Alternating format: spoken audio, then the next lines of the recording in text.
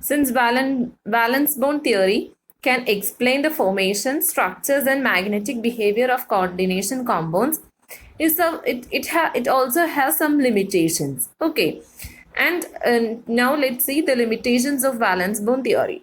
The first limitation is this valence bond theory. It involves a number of assumptions. Then next is it does not give quantitative interpretations of magnetic data. It only tell about the qualitative information. We cannot predict the magnetic moment like that with the help of this valence bond theory. Okay, and it does not explain the color exhibited by the coordination compounds. Then next limitation is does not give quantitative interpretation of the thermodynamic or kinetic stability of the coordination compounds.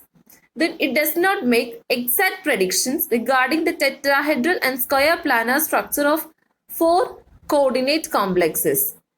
Then it does not distinguish between strong and weak ligands.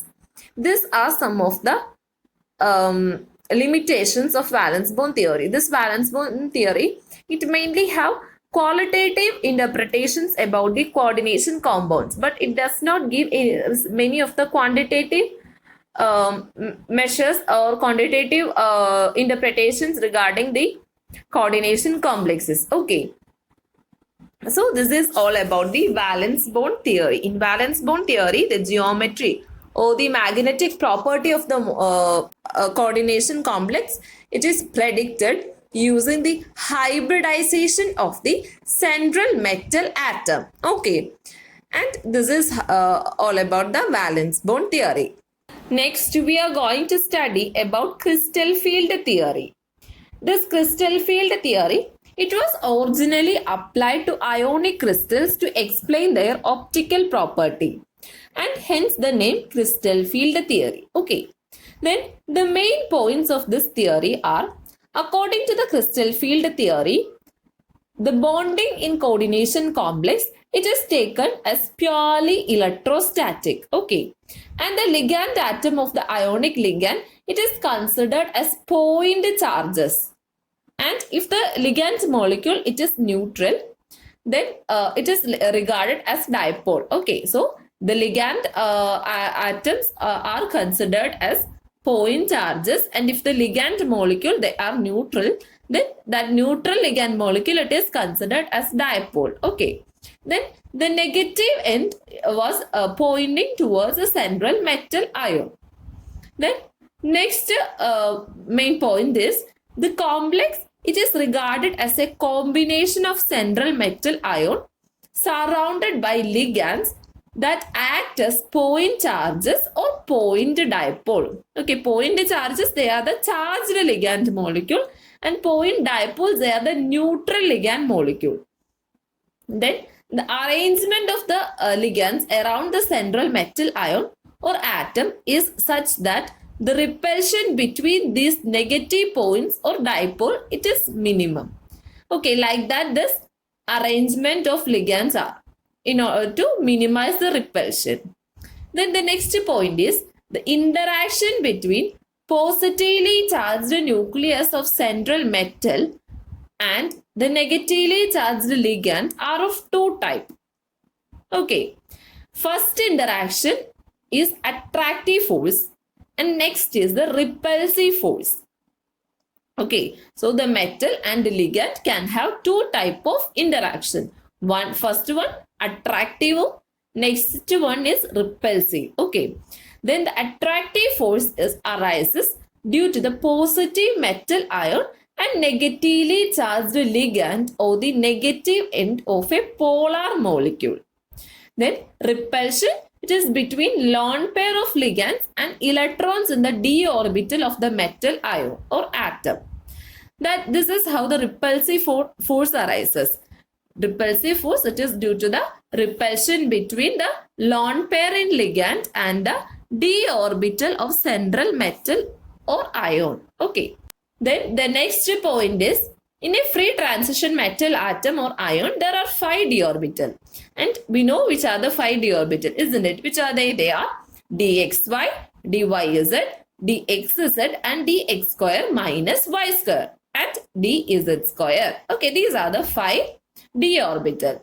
Then the 5 d orbitals, they are divided into 2 sets, and they are divided depending on the nature of their orientation. Okay, so according to the nature of the orientation of the 5 d orbitals, they are divided into 2 sets. In the first set, there are 3 d orbitals. They are dxy, dyz, and dzx. Okay, then which the 3 d orbitals which orient in the regions between coordinate axis, and they are designated as T2G. Okay, so these 3 d orbitals, they are designated as T2G.